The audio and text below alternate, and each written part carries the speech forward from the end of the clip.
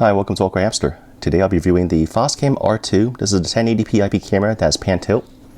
So I placed the camera on top of my piano where I place a lot of the other IP cameras. And I'm also testing in my home that has the 802.11n router. I'm testing on the 2.4 gigahertz. And my broadband speed is 50 megabits down, 50 megabits up. And what I'm going to do first is do a little demonstration of the unit, then give my pros and cons. Also, my HD stream is 1080p right now, 25 frames per second, 4 megabits, which is currently the highest. So I'm going to walk around the room, and the purpose of me walking around the room is, what I found is on the previous 1080p IP camera by Foscam, if the subject was moving, the image becomes a little bit blurry. And from right now, I can just say that the R2 performs significantly better than the Foscam C2. And so this one was on the direct connection to the Foscam camera. Now this one is on the My Foscam website. So I blow the image up, so you see the image quality is the same, whether it's I'm using through their cloud interface, whether I'm connected directly to camera, or the third one is also on my mobile phone. Here's my iPhone 6 Plus. I'm using the LiveCams Pro app, and still the image quality is still good. So let me just zoom in a little bit.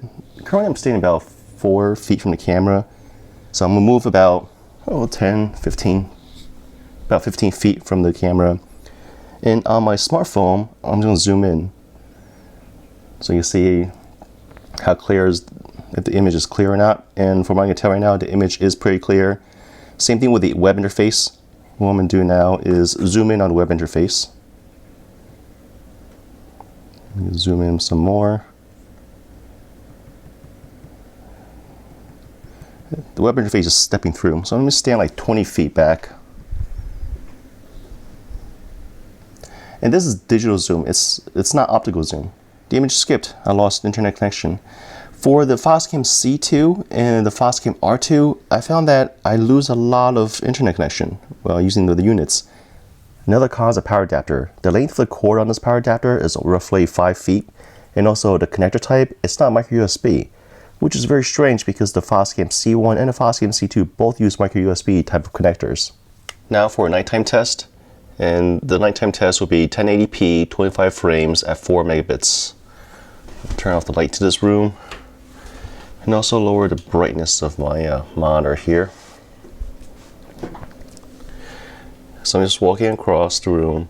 Now I'm about 8 feet or so.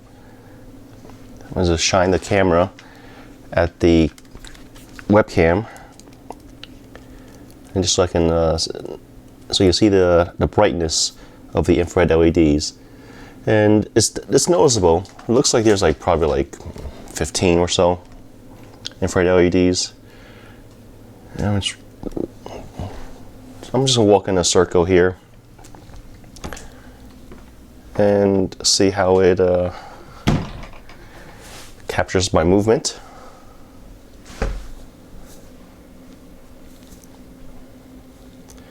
And let me zoom in on myself here.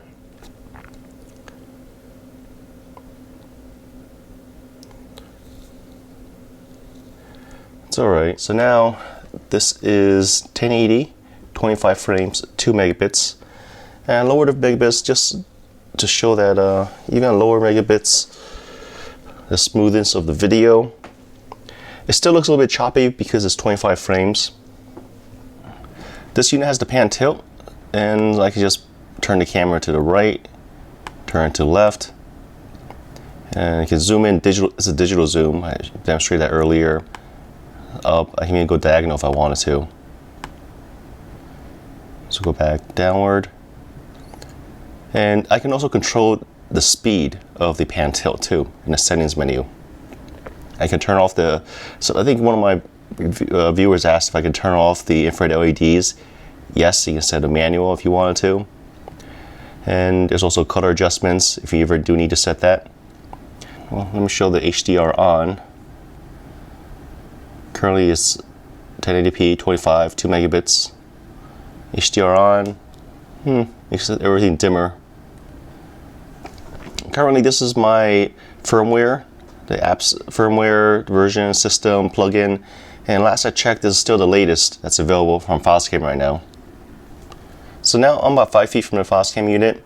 Press and hold the talk button on my smartphone. I'm testing the microphone on the Foscam unit. Now the volume is coming out of the Foscam unit loud and clear, so that's good. Now to quickly go over the pros and cons, the video sharpness is much better, a lot smoother here on the Foscam R2 than it was on the Foscam C2. And because of that, I'm going to reach out to Foscam after I publish this review video and see if I can trade in or exchange my C2, like submit it as like a defective unit or something, and see if they can send me another one. I can't imagine them using a different chipset between the C2 and R2 when the main difference is the R2 has pan tilt and the C2 does not. So that moves to my second pro. The R2 has a pan tilt. I do find that useful. And with the C2, I just didn't like how the neck was very flimsy. I mentioned that. With the R2, it has a tripod thread on it, so mounting it is so much easier. I can put on a monopod. It came with a wall mount. The view angle in R2 is good too. The setup process, as I demonstrated, was very simple. Now with the Foscam units, there's more than one way to set this up. So you can either use the My Foscam cloud website. You can view it using the equipment search tool, which is like what I did to find it on my internal IP. Or you can use third-party software like what I demonstrated with the smartphone. But if you don't want to pay for the software, the Foscam app is free on the iOS App Store and also the Google Play Store. The microphone on the camera is not bad. It can still pick up conversations about 10 feet away. The speaker on the Foscam, it's not bad either. If I were to talk into my smartphone, someone standing 15 feet from the camera can still listen in. My biggest complaint about the camera is the 25 frames per second at 1080p.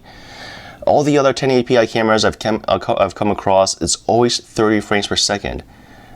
Why Foscam stopped it at 25 makes no sense, because when it's at 25, the images will appear blurry, especially in low light conditions. So the brighter the room, the better it performs. But when it's darker and I'm just walking across, there's more of a blur. As a security camera during low light, it's really iffy. Well, then as for night vision performance, it's okay. It's not bad. It's I actually think it's better than the C2. Just because the Foscam R2 performed better than the Foscam C2 in my test, does that mean I give this 2 thumbs up? If I were to rank this between on a scale of 1 to 5, 1 being the worst, 5 being better, the best, I'll give this like a 3. Mainly because of the choppiness, the lower frames per second. There are other brands out there that will offer 30 frames per second on 1080p. Thanks for watching this review of the Foscam R2 1080p wireless IP camera. Foscam did provide this unit for review. If you guys have any questions, comments, suggestions, feel free to contact me. Thanks for watching AwkwardHamster.